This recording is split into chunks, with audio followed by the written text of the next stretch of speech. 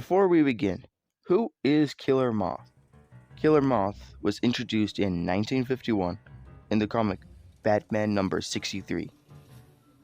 It was written by Bill Finger and drawn by artists Dick Sprang and Lou Sayer Schwartz. In the comic, he's a character who wanted to be the Batman, but for criminals. But he needed money in return. In the LEGO Batman games, excluding LEGO Batman Legacy of the Dark Knight and LEGO Mighty Micros, he was quite accurate to his character in the comics. In LEGO Batman the video game, in 3-4, In the Dark Knight, we are told that Drew Walker developed Batman-like gadgets and a set of wings to glide silently over Gotham. In LEGO Batman the video game, Killer Moth has an automatic gun, as well as wings to either glide or to shield himself when being attacked. Before the events of the game, there's a promotional website. It shows Batgirl's biography, where, after an attempt from Killer Moth to kidnap Bruce Wayne, Batgirl had taken him down and sent him to the Elizabeth Arkham Asylum for the criminally insane. Now, during the main game, Killer Moth serves a large role in the main overarching story in both the hero and villain missions. In the third chapter, The Joker's Return, Killer Moth is part of the Joker's ragtag team of villains, whom include the likes of Harley Quinn, Mad Hatter, and Scarecrow. Killer Moth's purpose in this chapter was to help the Joker rescue Harley Quinn from the GCPD's commissioner, James Worthington Gordon.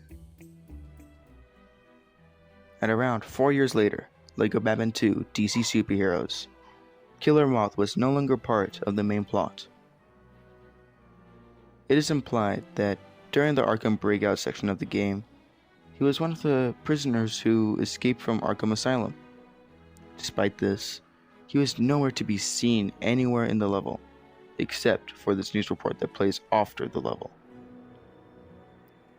The news report is mainly about the villains who escaped. At the end of the report, we see that it also mentions Killer Moth. You can find Killer Moth at the top of Gotham's power station, where you can trigger a boss fight. Whilst fighting Killer Moth, you might notice that the waves of thugs are Joker thugs. Due to this, we know that Killer Moth still has connections to the Joker, even after the first game. Now, 2 years later, in LEGO Batman 3 Beyond Gotham, you can head over to the Watchtower where Killer Moth will be found inside the containment cells at the far left sector of the Watchtower. He will have a quest where you follow and lure him to a golden brick he was planning to steal. Afterwards, he will give you the golden brick. Inside the Legion of Doom, you will find Batgirl. After completing her quest, you will see Harley Quinn on the opposite side of the building.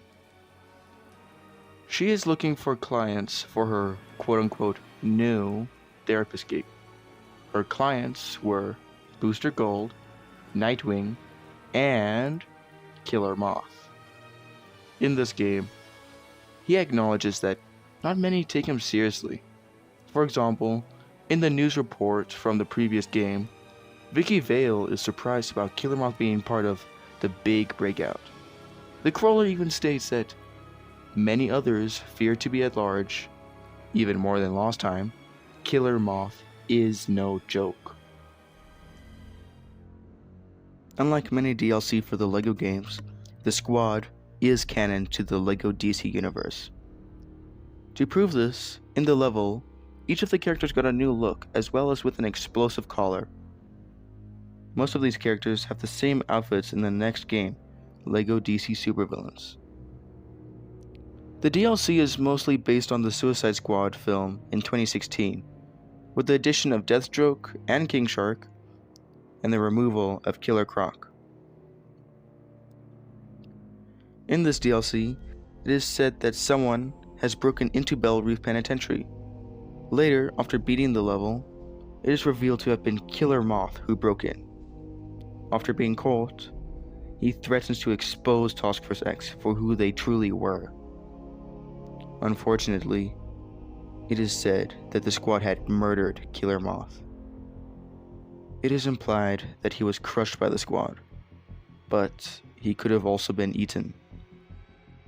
Earlier in the level, Amanda Waller mentions how she hopes that King Shark has been fed. The level also implies that Killer Moth has caused all the damage in the level. This proves that he is much more powerful than what many people believed. At the end of the level, Amanda Waller jokes that it was all moth ado about nothing, which is a pun, basically meaning that there was a lot of fuss for a small, insignificant thing. The saddest part is, the whole reason Killer Moth might have done this was to prove to himself and to others that he is a dangerous and capable villain.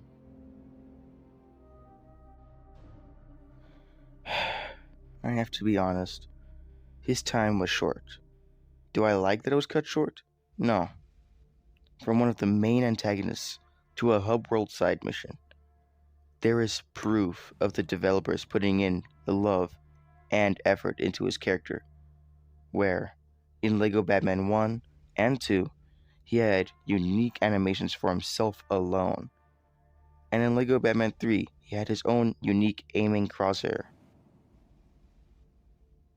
I'm just grateful he had a role in my favorite LEGO games, and I hope that he is included in LEGO Batman Legacy of the Dark Knight. And that was Killer Moth's story in the LEGO Batman games. I'm planning on releasing more videos like this, so I really hope you enjoy. Anyways, thank you Watchtower Database, Phone Forum, BD1P, and Rugged Eagle for inspiring me to make this video. Thank you so much for watching, and remember to like and subscribe.